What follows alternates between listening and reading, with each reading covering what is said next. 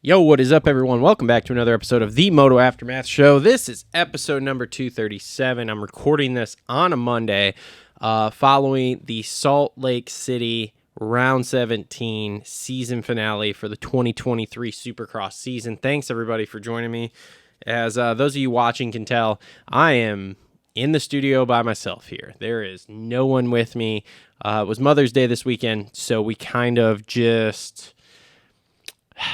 I don't want to say we canceled the show, but everybody kind of likes to spend time with their mothers, mother of my child, my mother, all that kind of stuff. So basically, we just went ahead and said, you know what, Travis, just do a solo show, which is what I'm doing. So I'm just going to give you guys my thoughts. Luckily, wasn't anything crazy happening at this race. All the point series were wrapped up. But I'm going to give a few thoughts on what I think about both the 250 and the 450. We'll go over some rumor mill stuff. I have a Holster Co. rant from this week, and just kind of wrap up the 2023 Supercross season in total here. So thanks, everyone, for tuning in. If you guys are listening on the audio, make sure to give us a 5-star review there. That'll help us out. And if you're watching on YouTube, like, subscribe, comment. You know the deal. Share it with your friends. Tell people about us. We are guys that just like to bench race, and we just decided we would record it. We're not industry insiders. We live in the middle of nowhere, Michigan. We do have a couple of friends, but that's basically it. It's not like we're industry shills or anything. So before we get started, just want to thank our sponsors for this season. So first off, show presented, and basically the whole season's worth of shows presented by Complete Racing Solutions. Make sure to check them out, CompleteRacingSolutions.com. Coach Rob can scientifically help you both on and off the bike. I've just started my on-bike training because I finally got the bike together. Finally, we were having some good weather. The track's coming together here at the house, so started my on-the-bike training here, so we'll definitely be hitting up Coach Rob if I have any issues. Also want to thank TLR Coatings. Check them out, TLRcoatings.com, Michigan's #1 custom powder coating shop. If you guys have a motorcycle project, you're trying to get some powder coating done, they do nationwide shipping. You can ship it in. Check them out on all the major socials, Facebook, TikTok, Instagram there. There are pictures, there are videos, there are reels. There is all sorts of stuff there for them. And they can powder coat anything the correct way. Also on board with us, Holster Co., Gutter Worx, Adept Creative Co., Issac Nelson Designs, and Edgewood Farms. Links in the description down below for all of them. Links for merch. We've got a new t-shirt coming out here for the great outdoors. And then we've got, older t-shirts. We have Amazon links. There's all sorts of ways in the description to help us out. We've got a Patreon link. We do have one episode, a Patreon exclusive up there where we talk about, I believe it's 2007 Orlando is what we did. We're going to do more of those, but everybody's busy. I feel lucky we got one in. So, all right, let's jump into this here. So first up, 450 race recap going to be brought to you by our friends at Gutter Worx, always well hung like Justin Barsha. And I'm just going to start with the champ here with Chase Sexton. Now, I've heard some people out there, probably some Sexton haters, that are saying that this title comes with an asterisk. And I'm just going to start right off with, you're completely wrong. Completely wrong. There's no asterisk to this title for Sexton. Sexton was far and above the fastest guy all year long. He's got the most laps led. He's been the fastest in qualifying a vast majority of the sessions. I'm not even going to throw a statistic out there, but individual sessions, overall sessions, just the fastest guy out there. He's got 6 wins, same amount Eli had. He just had that whole stint there where he basically was crashing, and it was kind of a mystery as to why. Lack of focus, bike problems, whatever. But outside of that, he did everything a champion should, and at the end of the year, he was rewarded for it here. I know it's not exactly the way we all wanted to see it go down, but that's how the cards are dealt. Like, he did not do anything to Tomac. Tomac got hurt all on his own there. It was a freak accident, whatever. But you can't put an asterisk next to Chase's title here. He earned this 450 title. Clearly the best guy, second best most of the season there to Eli, outside of a few times he had the red plate or whatever, and when he was winning. But just an unbelievable season for him. And to be real honest, for a guy that we all thought came out of 250s too early, It's incredible to see the transition he's made here from last summer, actually last year's Supercross, last summer outdoors, and then this Supercross season, just unbelievable. And yeah, it's great to see it, and he has a lot more winning in him. Whether he's going to win more titles or not, that's completely up for debate. Me and Justin will debate that on the outdoor preview show, because there is this huge jet coming in here. So we'll see what happens there. But this was a totally earned title for Chase Sexton. And on just a side note, he's one of only 2 guys to race every single main this year. At least this is the stat I was told yesterday by Cole. So if I'm not right, you can crucify Cole in the comments here. So Justin Hill and Chase Sexton are the only 2 riders to complete every single main this year. So that's an impressive stat. He's the only factory rider to complete every single main this year. So super duper interesting there. And congratulations to him. And then he stamped the title by going out winning last night. He could have very easily just rode this in. I mean, he realistically didn't even have to show up to the race yesterday, and he still would have won this title. But he showed up, he got it done, he made it happen. So good on him. This is a good title for Chase Sexton, and we'll see if this carries through to the outdoors. So moving on here, I guess we'll just go down the line here. Aaron Plessinger, oh man, what a heartbreak for him in that heat race, huh? Like getting buck wild in the whoops, taking the camera out. But a decent ride for someone who is still sore. Now, what happens to him here as we move forward? I don't know. Obviously, he's going to go outdoors here. I think he has another year left on his contract, but I heard a rumbling the other day that KTM has approached him about running GNCCs. And to be honest with you, the amount of injuries, lack of racing, he's kind of done here, even though he's been good when he's there, but it might be something to look at. He's that vibe of the GNCCs, so I don't know. That could be interesting to see if he does that. Actually, you know what? I think his contract is up this year. So yeah, I don't know where he lands here. If he stays on KTM or not, I'm not 100% sure. He's kind of one of those wild cards that's like up in the air, but he's got to wait for a whole bunch of other puzzle pieces to fall in place. But I felt like this was a good ride, and again, it's a second place, and you gotta show up to be there. But in Detroit, he led 20 laps in Detroit. So for me, this was a well-earned second place. It was solid to see him on the podium one more time here, and we'll see if he carries this into outdoors. Hopefully that soreness kind of goes away in the next couple weeks that he's got, and we see him really up there. Third place, Justin and Josh Hill. Just an amazing season here, okay? Absolutely incredible. I mean, Justin Hill is a Team Tedder racing guy on the podium. And we've seen this coming. It's been building and building and building. He's been getting better and better and better. And then, yeah, when it thinned out here, there he is, you know. Now, granted, 21 seconds behind the leader, whatever.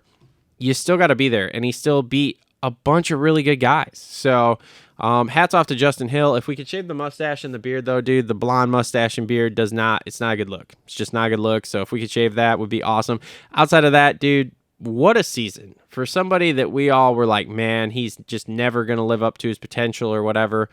This is really good. And from what I know, him and his brother are both going to continue to ride for Tedder next year. So we'll see how this goes, but good season for the Hill brothers.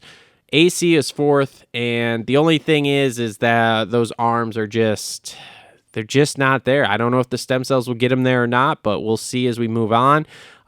It was a good ride. I really thought we were going to see another podium out of AC, but wasn't meant to be, I guess. Hopefully the stem cells, and he did really well outside of the couple of rounds he missed there because he re-aggravated the arm or whatever. But hopefully we just continue to see him do things like this going outdoors. And like outdoors should be, depending upon how his arms hold up, outdoors should be okay for him too, because a lot of these guys are not going to be back to start outdoors. We'll get to some of that here, but it's going to be thin for the first few rounds at least. Dean Wilson gets a fifth. That's great. I heard that was what he was looking for, was to get a fifth this year, be kind of a top 5 guy. So there we go. That's good for Dino for his last. I believe this was his last Feld Supercross race. He's going to ride Worlds, so we'll see how many years he does Worlds here, but last Feld Supercross race, as far as I know. Josh Hill 6th. Again, like I said, just a great year. I mean, Josh Hill won in he was in his prime in 2007-8, and now here he is, 12, what are we, 12, 15 years later, something like that. Just unbelievable. So, Shane McElrath 7th.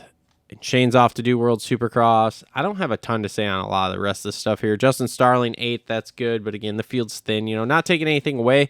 You're still gonna be able to point to that when your grandkids are sitting with you and say, "Yeah, I was an 8th place main event guy." But Devin Simonson 9th. Grant Harlan 10th. Still injured as far as I know, which is crazy.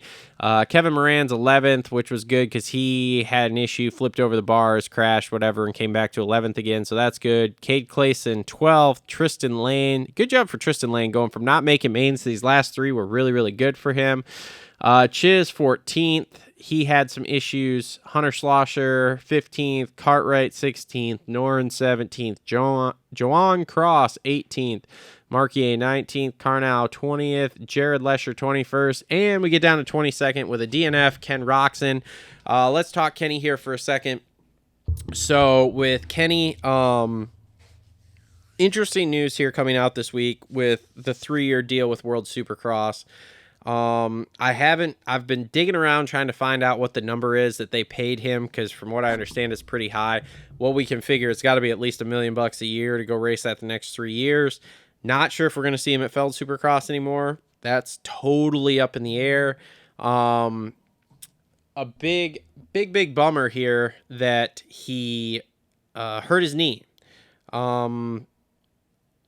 It's one of those things we won't really know unless he gets an MRI to see. He was, from what I understand, riding a scooter around the pits later that night, and he was feeling better and trying to go out. We all believe now that he had a 3rd place bonus. So if he could have just got the 2 points, gone out there and done a couple more laps, he probably could have got 3rd in points and got a 3rd place bonus. Super interesting they had a third, if he does have a 3rd place bonus, because Roxon's the kind of guy that for a lot of years here, he's kind of like an Eli or a Sexton. Like, they don't have 3rd place bonuses as far as championship stuff goes. They are win or nothing, basically. So super interesting on that account. Just a weird accident, and like super sad to see that. Hopefully it's okay so we can see him at World Supercross. Let's get into the World Supercross thing a little bit. So number one, maybe it was a situation of they were just pulling out the pocketbook here to get him to come, because they need guys to legitimize this. Ken Roxon's a name that they can use to legitimize the World Supercross, which is great. Another interesting thing I heard is that he was waiting for his WADA exemption to come through before he committed to it, which could be a thing. There was that incident at the last round last year with the drug testing and Astafin and all that kind of crap. So who knows if there's much truth to this. It's an interesting rumor to definitely think about, of like, maybe this is why you say he was going outdoors, because outdoors has drug testing, and I'm going to air quote for our listeners here, drug testing. But it's not, I don't believe it's sanctioned by any, maybe, I don't know. I don't even know. It's not WADA that's testing. So that probably means you can skim. Plus, we've all heard the story of Davies saying, "Yeah, I'm not gonna sit anyone down who gets drug tested in outdoors. I'm gonna look at it, go okay, and then like we're just gonna move on." So interesting that we were going outdoors, and now we're doing World Supercross. Now, granted, there is some legitimacy to what he says from what we all understand with the illnesses and stuff he has going on. Going outdoors would be tough. Now, he made it through Supercross pretty okay, and like didn't fade off towards the end of the season like we've seen, but it's still a super interesting thing. So I think it's kind of a money, could be combined with the WADA thing. Like, Could be combined with, like we said, the illness thing too.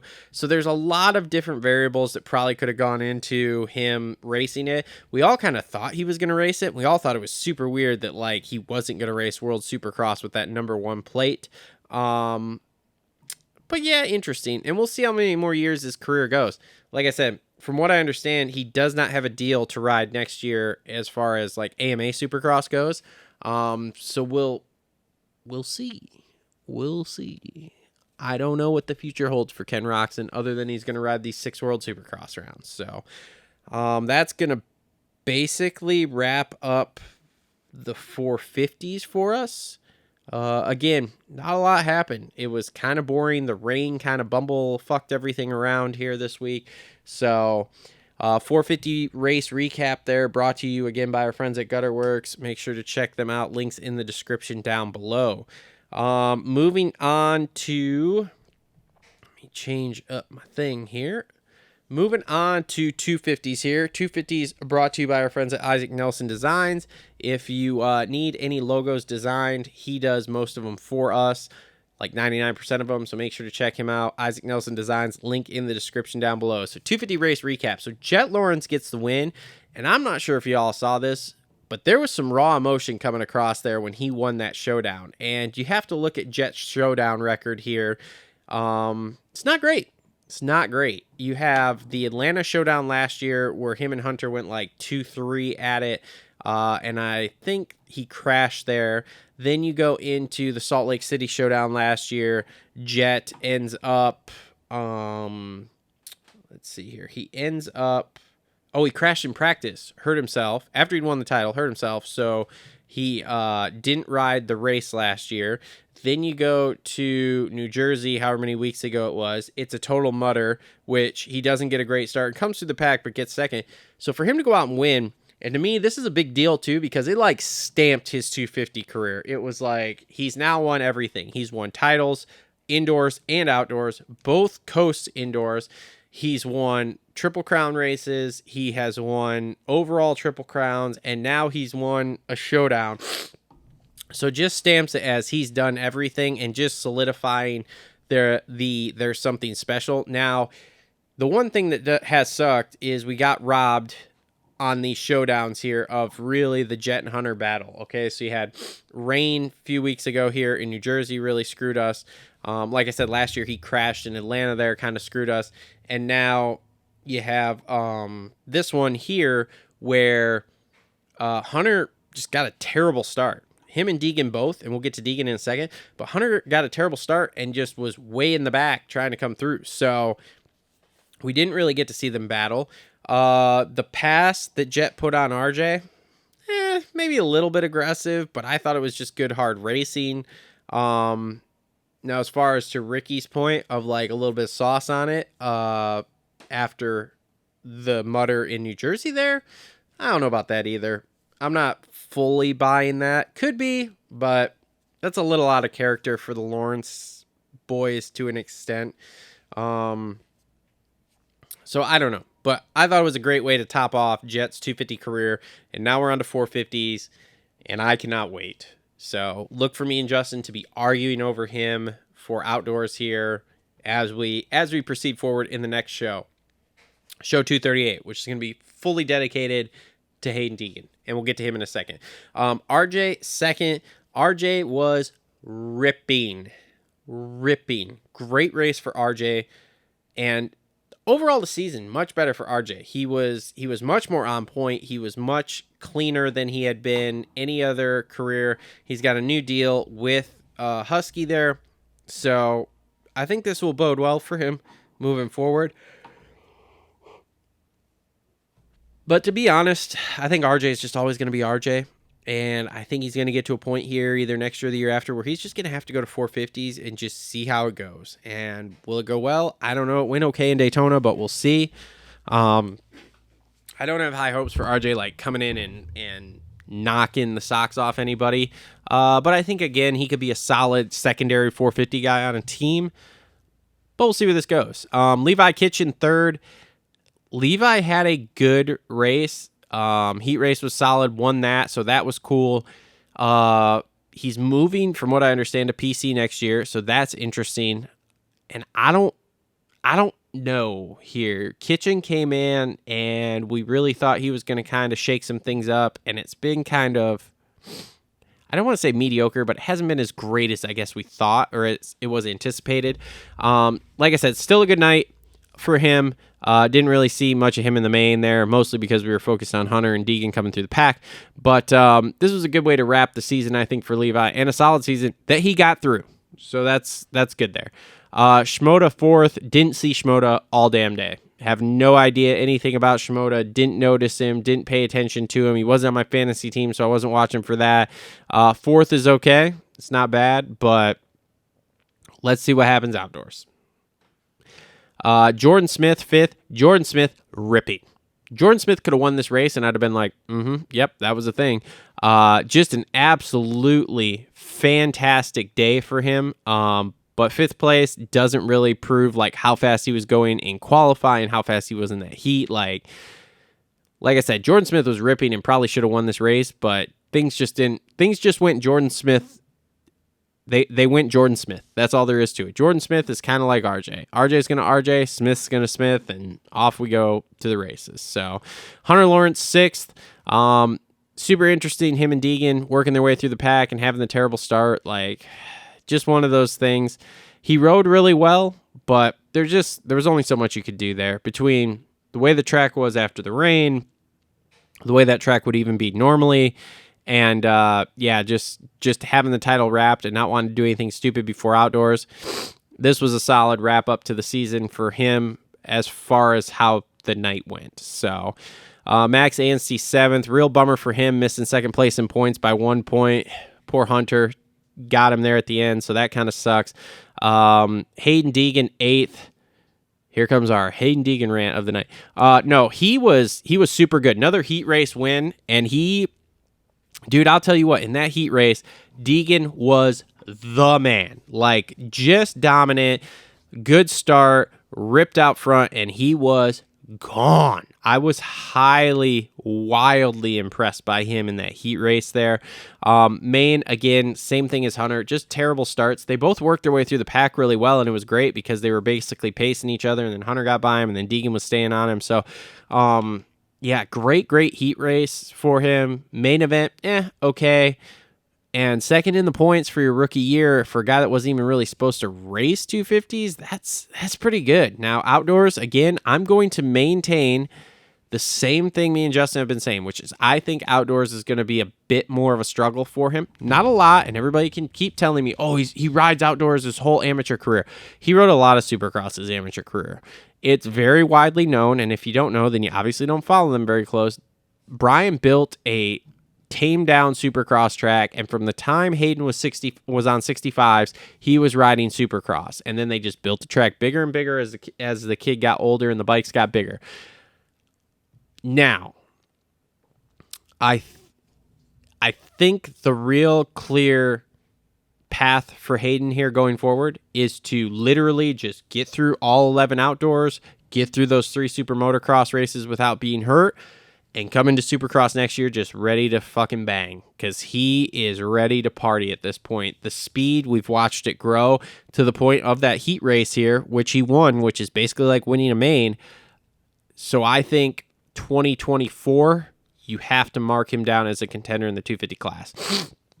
However, I think outdoors it's going to be, and when I say struggle, I mean, I'm saying if he podiums motos, won't surprise me. If he podiums an overall, won't surprise me. But I think you're going to see a lot of 5 to 10s, I'm going to say. So we'll see what happens. Maybe I'm wrong, but I'm going to go with that and start commenting down below with how much of an idiot I am about the Hayden Deegan thing. So Mitchell Oldenburg, 9th. He's headed to World Supercross. Carson Mumford, 10.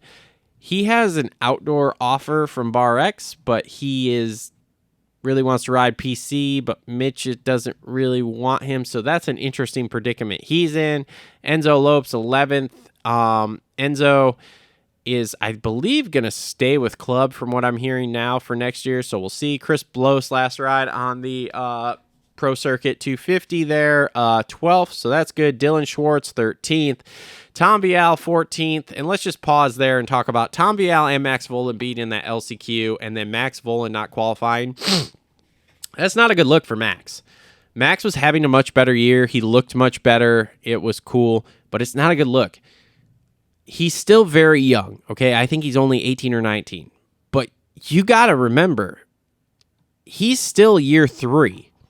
Like, this isn't good. Vohland, I think, has a lot of talent. Super nice kid, super good rider, but it's going to have to start clicking for him. We'll see how Outdoors goes. Hopefully Outdoors goes way, way, way better. But if it doesn't, this is a bad look. And I'm hearing rumors that he's going to Star, which is super interesting. So, Tom Vial 14th. Tom was getting through that race, and let's go Outdoors. So we'll see. Vial is going to be good outdoors. We all know this. 2-time GP champ. So we'll see. Colin Park 15th. Robbie Wageman 16th. Jace Owen 17th. Cody Schock 18th. Jeremy Martin 19th. I was surprised to see Jeremy Martin back. He was ripping pretty good during the day, but then once the rain came and stuff at night, just not great. Michael Hicks 20th. Mitchell Harrison 21st. And Derek Kelly struggled. Surprise, surprise, because it was slick out there.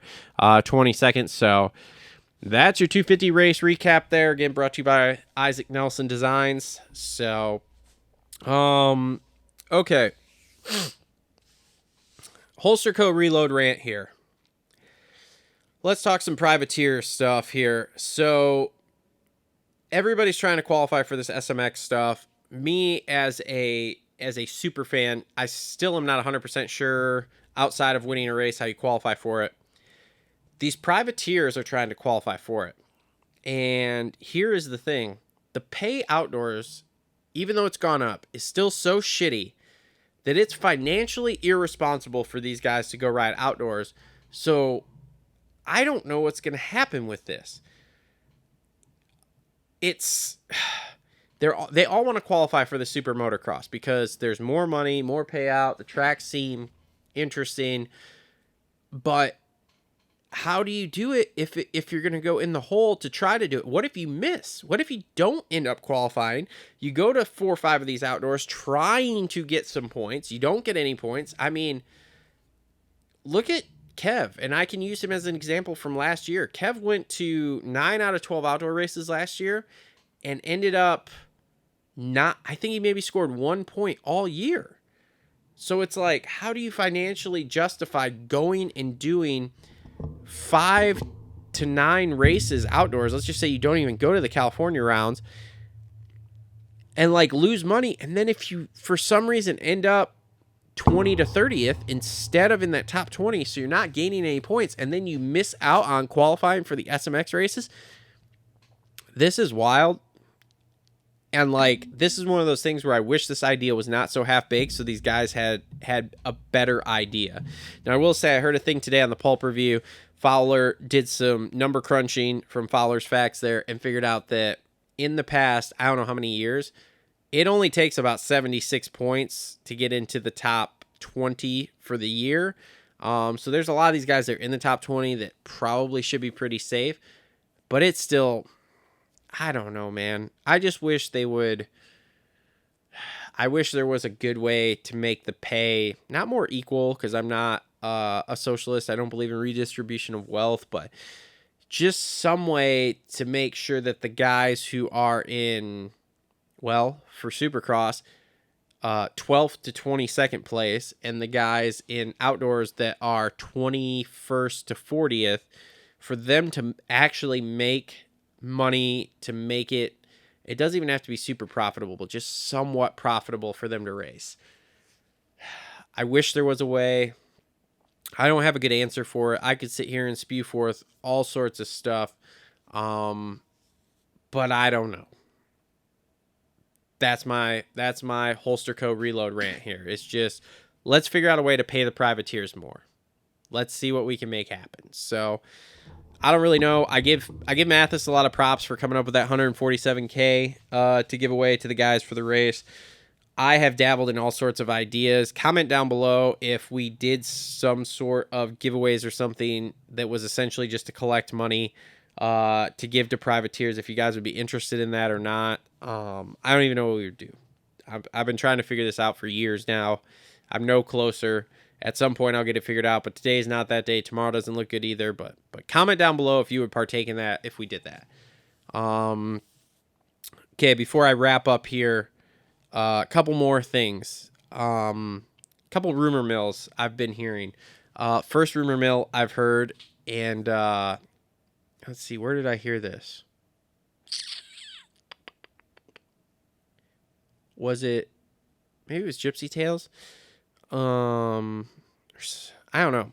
I think it was Gypsy Tales. I don't remember.